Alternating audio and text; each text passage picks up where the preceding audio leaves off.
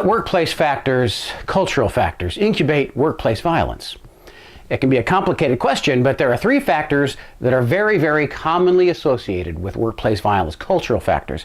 Number one is abusive supervision that employs humiliation and threats and intimidation to drive the workers. Number two is when bullying and harassment and incivility are tolerated as a part of the workplace culture. And number three is where there is a perception of entrenched injustice that pervades the workplace culture. Organizational psychologists have identified three types of organizational injustice. There is distributive injustice, which is perceived as unfairness in the distribution of rewards to employees. Then there is procedural injustice, which is perceived as unfairness in the processes that resolve disputes and allocate resources. Third, there is interactional, or if you will, interpersonal injustice.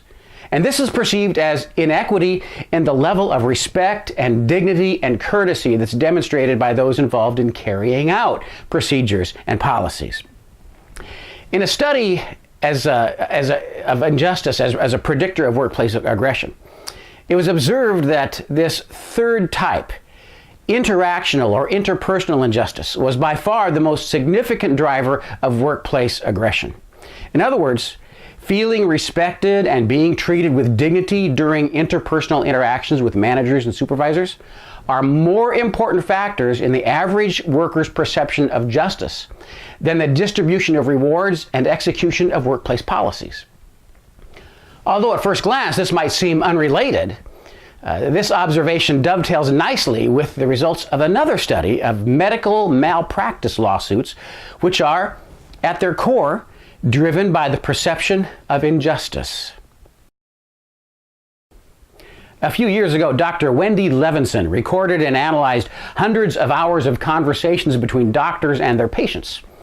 In the study, half of the doctors in the study had never been sued, and half had been sued at least twice, although there was virtually no difference in the number of mistakes documented in the two groups. Here's what she found. The doctors who had not been sued had, number one, spent an average of 3 minutes longer with each patient, 18 minutes versus 15 minutes. They were more likely to be active listeners, saying things like, "I'd like to know more about that," or "Tell me how you're feeling about this." They were more likely to initiate humor and laugh during the patient visit. They made a regular practice of what Levinson called orienting comments, such as, "Let's do the examination and we'll talk about what we find." Or something like, "Be thinking about any questions that you might have before we wrap up." What we learned from the study is that the perception of injustice that drives medical malpractice litigation is not predicted on the number of mistakes a doctor makes, not on his or her skills, but on whether or not the doctor had engaged in, this is important, had engaged in trust-building behaviors during the interaction with the patient. In a nutshell, if you will, is the doctor likable?